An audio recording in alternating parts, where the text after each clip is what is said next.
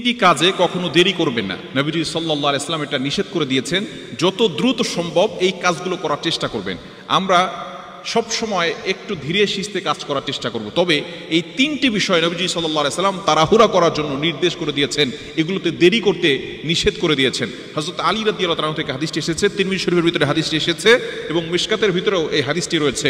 হযরত আলী রাদিয়াল্লাহু তাআলা জানিয়ে দিয়েছেন, নবীজি সাল্লাল্লাহু আলাইহি ওয়াসাল্লাম বলে দিয়েছেন তিনটি কাজে দেরি করা যাবে না। নাম্বার 1, এক নাম্বার হচ্ছে জানাজার নামাজ, এটাকে দেরি করা যাবে না। জানাজার নামাজ অর্থাৎ যদি কেউ দুনিয়া থেকে বিদায় নেয়, আমরা অনেক সময় জানাজার জন্য অনেক সময় ধরে ওয়েট করে থাকি, অনেক সময় ধরে অপেক্ষা করে থাকি, এবং যত দ্রুত সম্ভব এই জানাজার নামাজ আদায় করে তাকে দ্রুত দাফন করে দেওয়া, এটাই হচ্ছে নবীজি সাল্লাল্লাহু আলাইহি ওয়াসাল্লামের আদর্শ, নবী সাল্লাল্লাহু আলাইহি ওয়াসাল্লামের সুন্নাহ। কেননা সে যদি জান্নাতি হয় তাহলে আপনি জান্নাত থেকে, জান্নাতের নিয়ামত থেকে তাকে আপনি একটু দেরি করাচ্ছেন, আর যদি সে জাহান্নামী হয় তাহলে জাহান্নামের আযাব থেকে আপনি তাকে দেরি করাচ্ছেন। এই জন্য অবশ্যই এই বিষয়গুলো খেয়াল রাখতে হবে।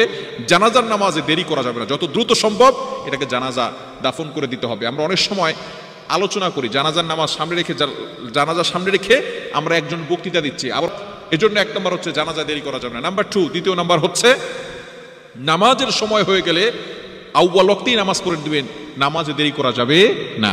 নবীজি সাল্লাল্লাহু আলাইহি ওয়াসাল্লাম জানিয়ে দিয়েছেন, মিশকাত শরীফের হাদিস এবং অন্যান্য হাদিসের কিতাবের ভিতরে এসেছে, আল্লাহ তাআলার কাছে সবচেয়ে প্রিয় আমল হচ্ছে as-salatu li ওয়াক্তিহা, সময় মতো নামাজ পড়া। আপনি যখনই নামাজের সময় হয়ে যাবে দেরি করবেন না, আপনি নামাজটা পড়ে নেবেন, দেরি করবেন। আমরা অনেক সময় দেরি করি যে এখন তো সময় আছে, 8টার সময় নামাজ, অর্থাৎ 8টার সময় নামাজ, আপনি দেরি করতে করতে রাত 12টা বাজিয়ে ফেলছেন, এখন নামাজের রক্ত শেষ হয়ে গেছে।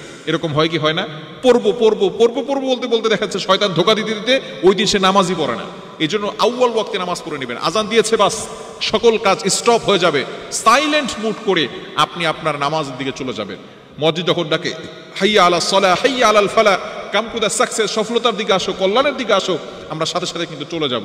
এই জন্য এই কাজটাই দেরি করবো না, নামাজে যখনই সময় হয়ে যাবে তখনই নামাজ পড়ে নেব। নাম্বার 3, তৃতীয় নাম্বার হচ্ছে মোস্ট ইম্পর্টেন্ট, সেটা হচ্ছে প্রাপ্তবয়স্ক যদি সন্তান হয়ে যায় এবং যদি কুফু মিলে যায় তাহলেই আর দেরি করবেন না, সাথে সাথে বিয়ে দিয়ে দিবেন আপনার সন্তানকে। কিন্তু বর্তমানে আমরা এই বিয়েটাকে কঠিন করে ফেলেছি।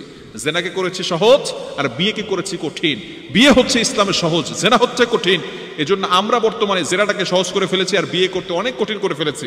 বিয়ে করতে এই লাগবে, সেই লাগবে, বয়স হতে হবে, মা বাবার থাকতে হবে, বিভিন্ন ধরনের অজুহাত আমরা সেখানে দিচ্ছি। খবরদার, বিয়েটাকে সহজ করে আপনার সন্তানের যখন প্রাপ্তবয়স্ক হবে তখন তাকে বিয়ে করিয়ে দিবেন।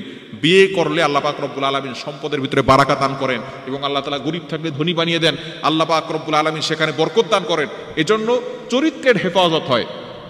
আপনার সন্তান যদি বিয়ে না করে, কোনো গুনাহের কাজ করে, কলেজে গিয়ে অথবা বিভিন্ন জায়গায় চাকরিতে আছে সেখানে গুনাহের কাজ করতেছে, তার একটা গুনাহের পার্সেন্টেজ আল্লাহ তাআলা আপনার আমলনামায় দিয়ে দিবে। এই জন্য কুফু মিলে গেলে, প্রাপ্তবয়স্ক হলে দ্রুত বিয়ে করে দিবেন, এটাকে দেরি করা যাবে না। এই তিনটি কাজে দেরি করব না। এক নাম্বার কি বলেন তো? জানাজা নামাজে দেরি করা যাবে না। দ্বিতীয় নাম্বার, নামাজে রক্ত হয়ে গেলে দেরি করা যাবে না। তৃতীয় নাম্বার কি? তৃতীয় নাম্বার হচ্ছে যখনই কুফু মিলে যাবে, প্রাপ্তবয়স্ক হলে বিয়ে দিয়ে দিবেন। আল্লাহ তাআলা আমাদের সকলকে বুঝে আমল করার তৌফিক দান করেন।